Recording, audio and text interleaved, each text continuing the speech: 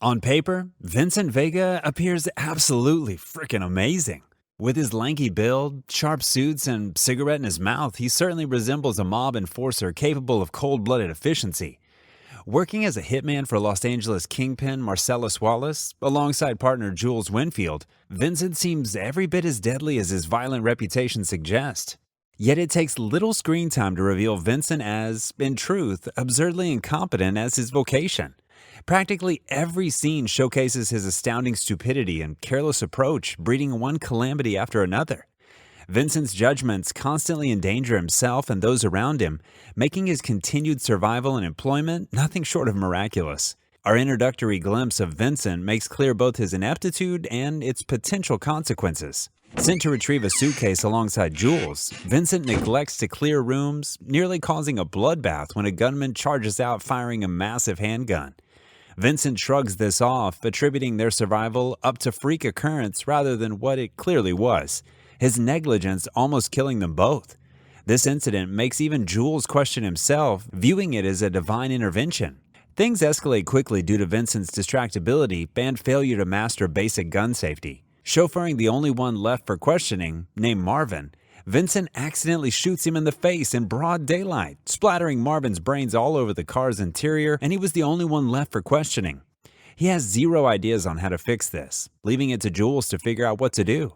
The repercussions cascade as a furious Marsellus, having loaned him said car, Jules is able to get them temporarily off the street and secure the help of the Wolf, a specialist to help them clean up Vincent's literal mess. And how does Vincent respond? By antagonizing the very person trying to fix his mistake, showing absolutely no capability of taking responsibility for his own actions. Once this is dealt with, Jules and Vincent go to a diner, where Jules attempts to talk a woman down from shooting the place up. Jules has everything under control by the time Vincent comes out of the bathroom, with both Ringo and Honey Bunny seemingly talked down for the most part. Then Vincent arrives on the scene and almost gets everyone killed multiple times. Ringo was convinced, with Jules giving him all the money he has to just finish the job and get out. Then Vincent decides to add his 2 cents, almost getting him shot by Honey Bunny. Honestly, it would have potentially been better for everyone if he died there. Amazingly, not even this debacle gives Vincent pause. He continues bungling tasks no functioning adult should struggle with, constantly relying on others to salvage his chaos. Vincent's next assignment is to essentially babysit Marsellus Wallace's wife, Mia. Even when he's told that Marsellus apparently once threw a man out a window for giving her a foot rub, Vincent flirts with her all night and gets dangerously close to sleeping with her.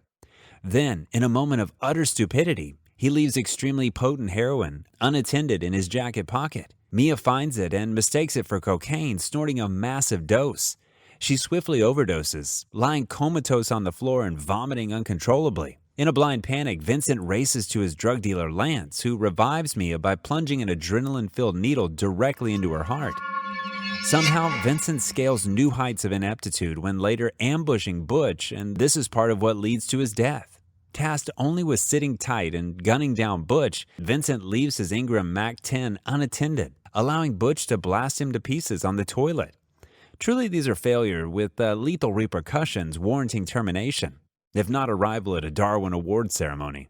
The insults were probably what sealed the deal in the first place. Butch's pride was a dangerous thing to insult, and Vincent did just that by calling Butch a no-talent boxer, unintentionally. It also might have led Butch to not throwing the fight and him keying Vincent's car. And ultimately, in the end, it led to his demise. This also means that Vincent is indirectly responsible for Marsellus getting violently raped. If Vincent hadn't been on his guard, he would have killed Butch, and the later incident with Zed would never have happened. Vincent constantly relies on others more capable than himself to mitigate the disastrous fallouts from his errors. Which begs the question, why does Marsellus tolerate this obvious liability among his ranks? Because he's a loyal guy who does what he's told. He may not be the sharpest tool in the box, but he's a serviceable tool.